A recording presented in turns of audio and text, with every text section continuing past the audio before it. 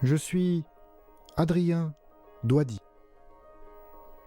Toute mon œuvre mathématique est centrée autour des nombres complexes. J'ai contribué à faire progresser la géométrie algébrique et la théorie des systèmes dynamiques. Ces nombres ont une longue histoire. Vous voyez ici à gauche Tartaglia et Cardano, les pionniers qui ont vécu pendant la Renaissance. À droite, Cauchy et Gauss, qui ont consolidé la théorie au XIXe siècle. Les nombres complexes ne sont pas si complexes qu'on pourrait croire. Ils ont d'abord été appelés les nombres impossibles, et on les appelle encore parfois imaginaires. Car c'est vrai, il faut un peu d'imagination. Mais aujourd'hui, ces nombres ont envahi la science et ne sont plus vraiment mystérieux. C'est en particulier grâce à eux qu'on peut construire de jolis ensembles fractales. Et j'ai beaucoup travaillé sur ce sujet. J'ai même réalisé un film, La dynamique du lapin, l'un des premiers films d'animation mathématique. Je vais d'abord vous expliquer les nombres complexes au tableau. Les mathématiciens aiment bien écrire à la craie. Vous verrez que la règle, l'équerre et le rapporteur ont parfois des comportements inhabituels. Traçons une droite graduée au tableau. L'une des plus belles idées des mathématiques est de relier la géométrie et l'algèbre.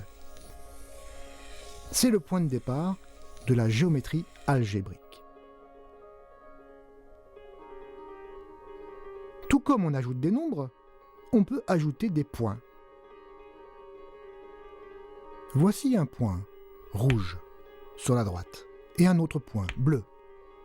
Additionnons ces deux points. C'est le point vert. 1 plus 2 égale 3. Si les points rouge et bleu se déplacent, il en est de même pour le point vert, qui est leur somme. Plus intéressant encore, on peut multiplier des points. Observons par exemple la multiplication par -2. Elle transforme le point 1 en le point -2, bien sûr. Et si on multiplie encore par -2, on doit faire le même mouvement. Changer de côté par rapport à l'origine et doubler la distance à l'origine. On obtient 4, bien sûr. Si on multiplie 2 fois de suite par -2, on a multiplié par 4. La multiplication par -1 est très simple. Chaque point est envoyé sur son symétrique par rapport à l'origine. C'est-à-dire qu'il faut effectuer un demi-tour. Une rotation de 180 degrés si l'on préfère.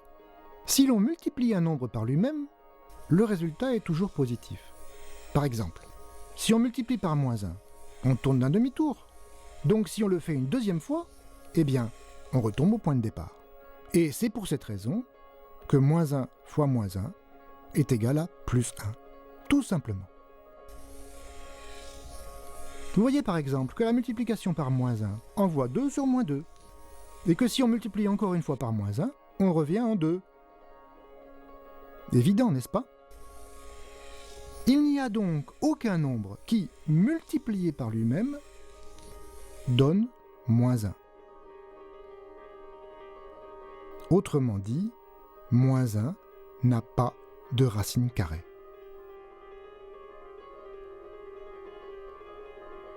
Mais bien sûr, c'était sans compter sur l'imagination des mathématiciens. Robert Argand a eu une très belle idée au début du XIXe siècle. Il s'est dit, puisque multiplier par -1, c'est tourner de 180 degrés, sa racine carrée, c'est faire tourner de la moitié, de 90 degrés. Si je tourne 2 fois d'un quart de tour, je tourne d'un demi-tour. Le carré d'un quart de tour, c'est un demi-tour. Donc -1. Il suffisait d'y penser. Argand déclare donc que la racine carrée de -1 correspond au point qui est l'image de 1 par la rotation de 90 degrés. Mais bien sûr, cela nous force à sortir de notre droite horizontale. Et nous venons de décider d'attribuer un nombre à des points du plan qui ne sont pas sur la droite. Comme cette construction est un peu bizarre, on dit que ce point racine carrée de moins 1 est un nombre imaginaire. Et les mathématiciens le notent I. Mais une fois que nous avons osé sortir de la droite, la suite est facile. Nous pouvons représenter 2i, 3i, etc. À tous les points du plan correspond un nombre complexe, et réciproquement, tout nombre complexe définit un point du plan. Les points du plan sont devenus des nombres à part entière. Ces nombres peuvent s'ajouter comme des nombres ordinaires. Regardez le point rouge, qui est le point 1 plus 2i.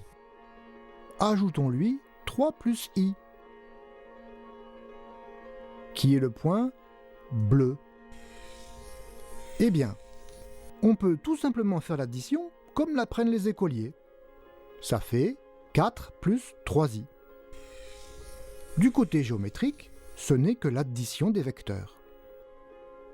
Vous voyez que les nombres complexes s'ajoutent sans problème.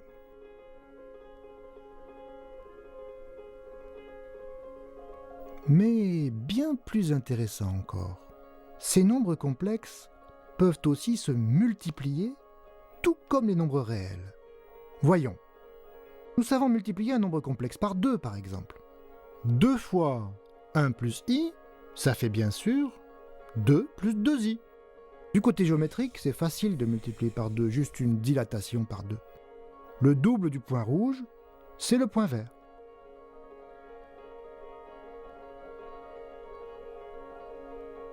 Multiplier par i, c'est pas difficile non plus, puisque nous savons que i correspond à un quart de tour. Pour multiplier 3 plus i par i, il suffit donc de faire tourner le point d'un quart de tour. On trouve moins 1 plus 3i. Pas si complexe, ces nombres complexes.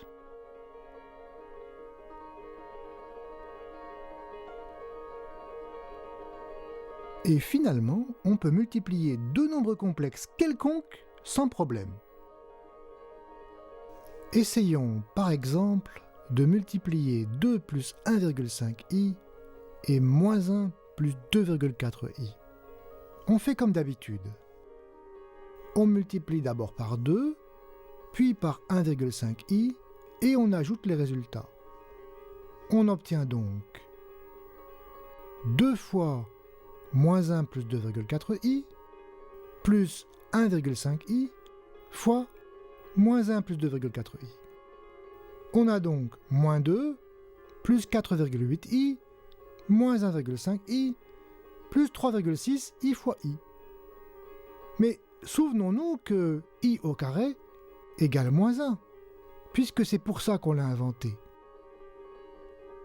Ça fait moins 2 plus 4,8i moins 1,5i moins 3,6. Rangeons un peu tout cela. On trouve moins 2 moins 3,6 plus 4,8i moins 1,5i. C'est-à-dire moins 5,6 plus 3,3i. Et bien voilà, nous sommes maintenant capables de multiplier les nombres complexes. Autrement dit, nous savons multiplier les points du plan. C'est incroyable. On croyait que le plan est de dimension 2 car il faut deux nombres pour décrire la position d'un point quelconque. Et maintenant je vous dis qu'il suffit en fait d'un seul nombre. Bien sûr, nous avons changé nos nombres. Et il s'agit maintenant de nombres complexes. C'est l'occasion de définir deux notions, le module et l'argument d'un nombre complexe.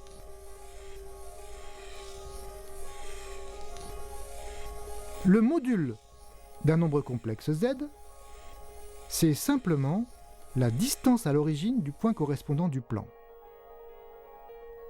Prenons la règle pour mesurer le module du point rouge, c'est-à-dire 2 plus 1,5i. Voyons. on mesure une longueur de 2,5. Le module de 2 plus 1,5i est donc 2,5. Pour le point bleu, on trouve 2,6. Et pour le point vert, qui est le produit des deux points, rouge et bleu, on trouve 6,5. C'est un fait général. Le module du produit de deux nombres complexes n'est rien d'autre que le produit des modules des deux nombres.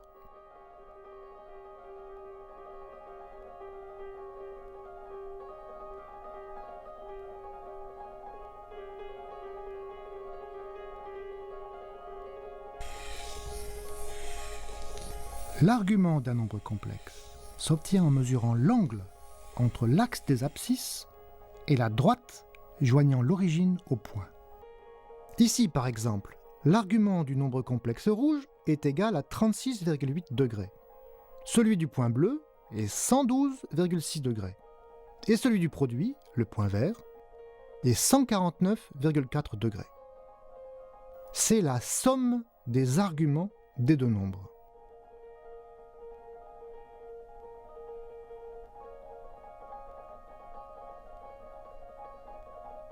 Quand on multiplie deux nombres complexes, les modules se multiplient et les arguments s'ajoutent.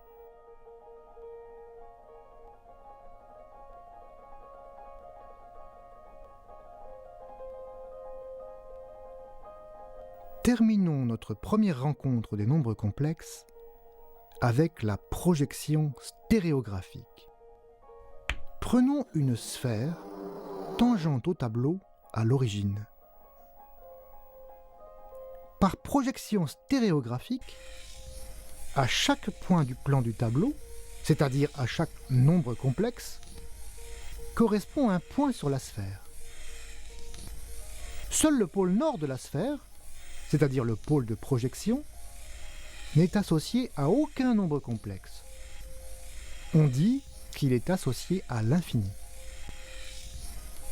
Ainsi, les mathématiciens disent que la sphère est une droite projective complexe. Pourquoi droite? Parce qu'il faut un seul nombre pour décrire ces points. Pourquoi complexe? Parce que ce nombre est complexe. Pourquoi projective? Parce que nous avons rajouté un point à l'infini en projetant. Un peu bizarre, ces mathématiciens, qui disent maintenant que la sphère est une droite.